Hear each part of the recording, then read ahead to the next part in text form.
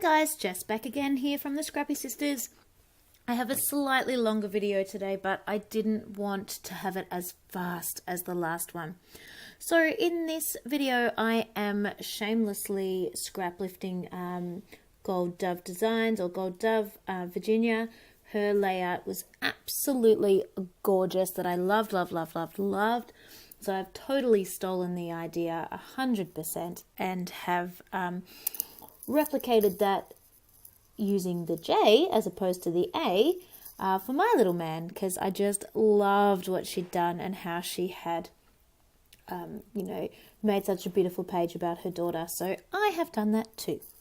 Now, my silhouette cameo is not being very nice to me, so I actually hand cut and hand drew that letter. So if you don't have a silhouette cameo, don't feel like you can't participate in some of these things that would have been cut files, but don't necessarily have to be.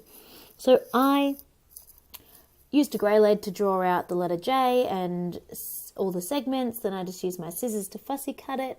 Then I was a little bit worried that with all the bending and cutting it had got a little bit flimsy, so I actually embossed the white J in white again, just to give it a little bit more strength and make sure it wasn't going to tear or fall apart or anything like that as I was backing it.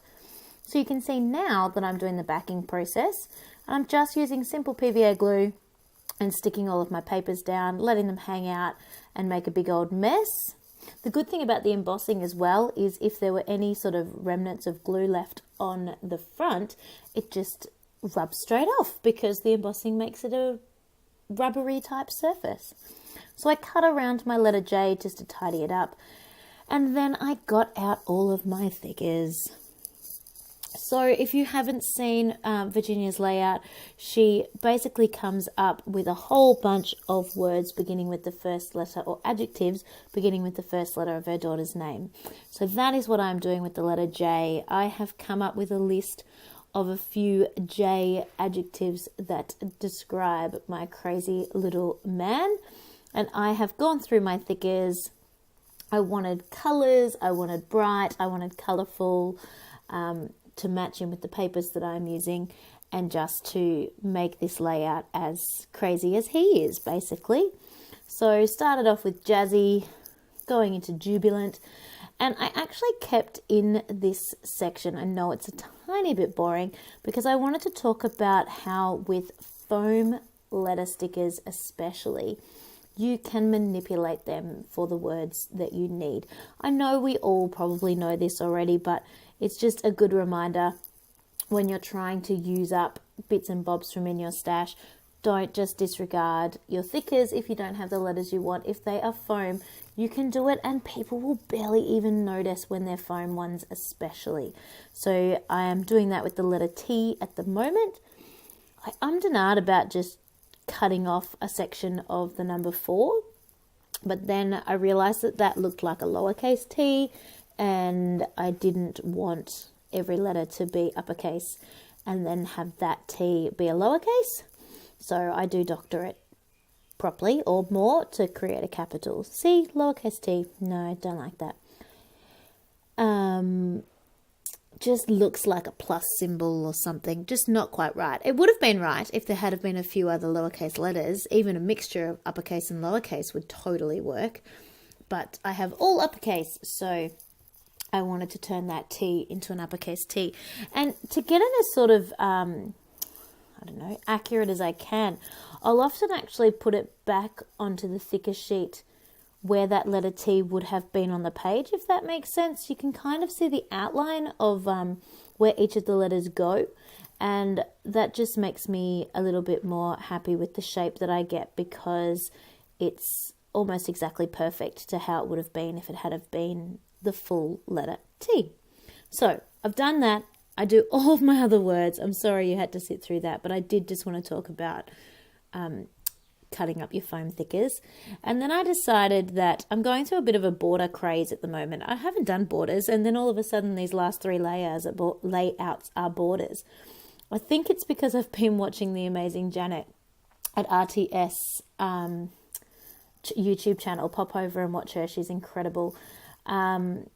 And she has been talking about using your supplies and organizing your supplies. And I just watched some of her creating kit videos, and I'm just all about trying to get in and use stuff that has just been sitting around for ages. So thank you, Janet. Thank you for that. That's really inspired me to use a bit more and to do a bit more. Anyway, so I got out this gorgeous green. I had a green that was like the exact color of the letters in Jazzy, but it wasn't quite the right color match for the papers that I'd used. So I just sort of toned the green down just a little bit to tie better in. Good English. To tie in better with the colours in the papers. The papers are, again, the Wild Heart collection and a couple of the Heidi Swapp pineapple collection, which I've used the last couple of layouts. So I was umming and ahhing how I wanted to back my page on with the border. The last two layouts I've done just a proper, equal border all the way around. I didn't know if I wanted to do that this time. I was leaning towards putting a border just on one half of the page. So I cut the layout, cut the white paper down, and then just had a bit of a play with how I wanted this to go. I do know I haven't cut the middle of the J out yet either. I wasn't 100% sure if I wanted to, so I was just umming and ahhing about that as well. So just fiddling around with, a full border, maybe a border that way.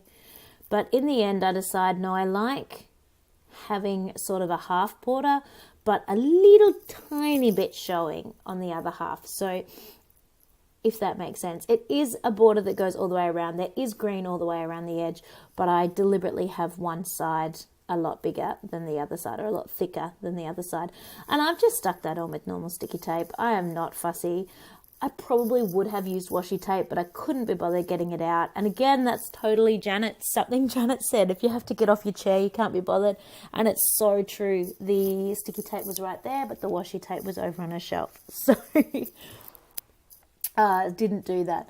And again, Janet, it's all about you today. Janet often talks about telling a story. That's what her motto is over at RTS Scrapbooking. And what she talks about is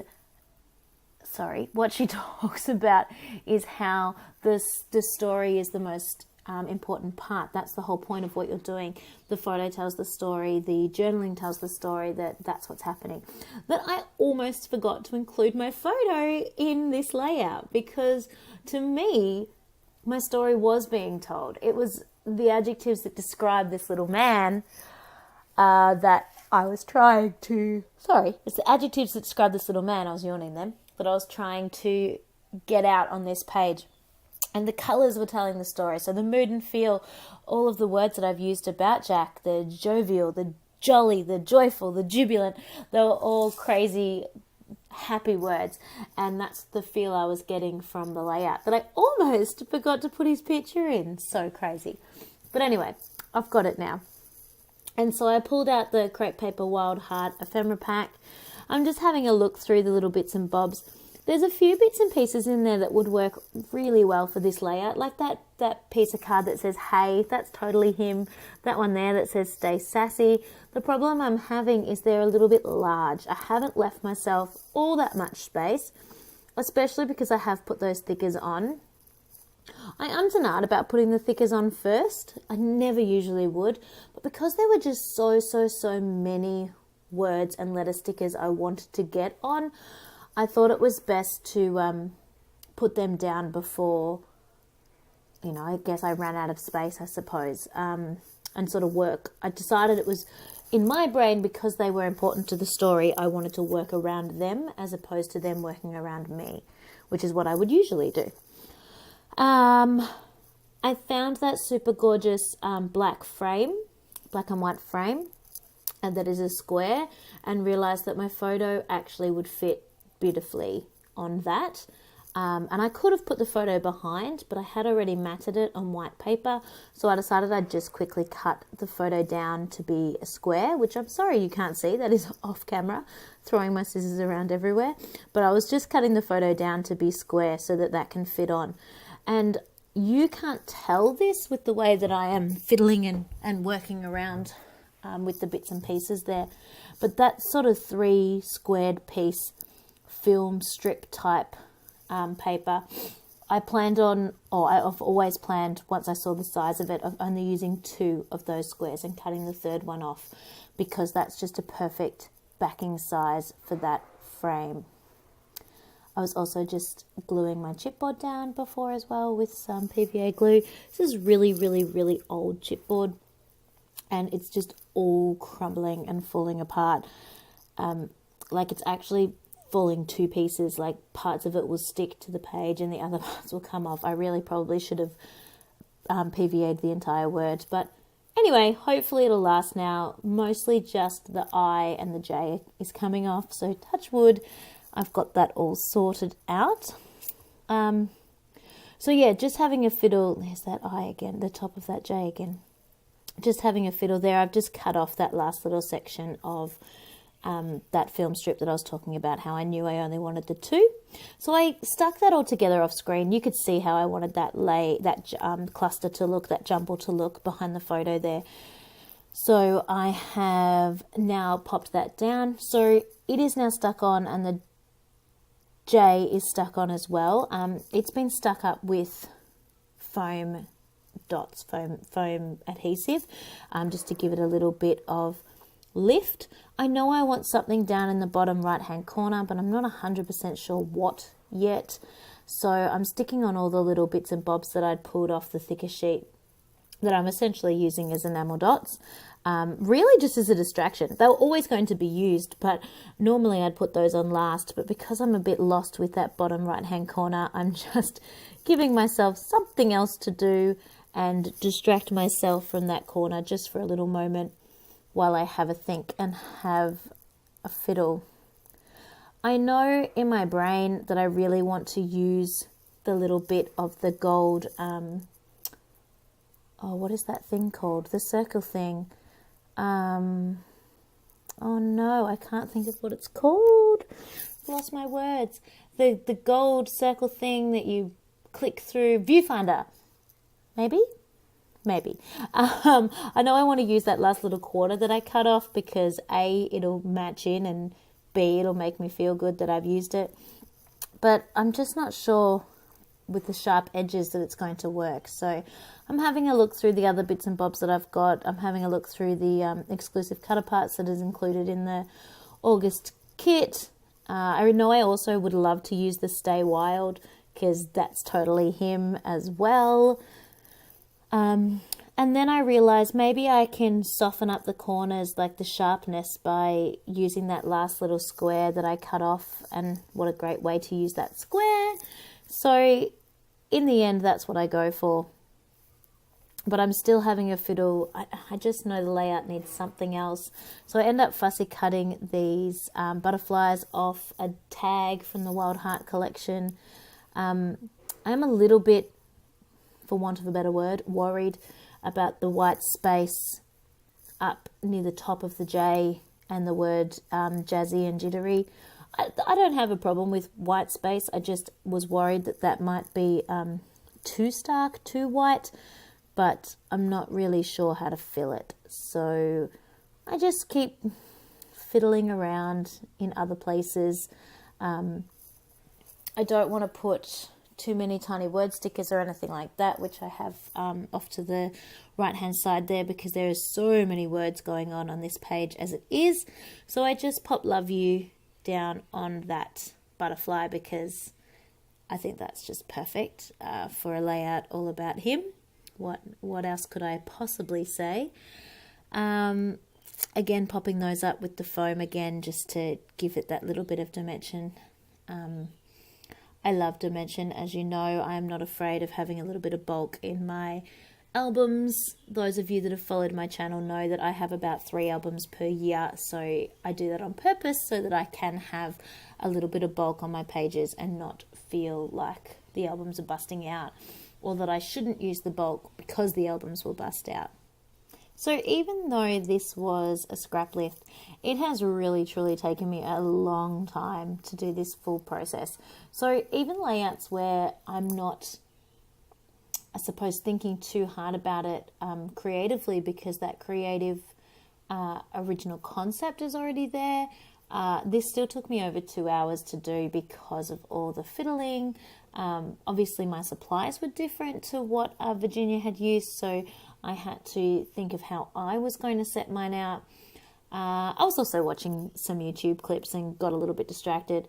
So sometimes scrap lifting is really, really helpful, and sometimes it can be hard work. Sometimes it can just be a really amazing place when you're stuck and when your mojo is getting lost, to give you a starting point.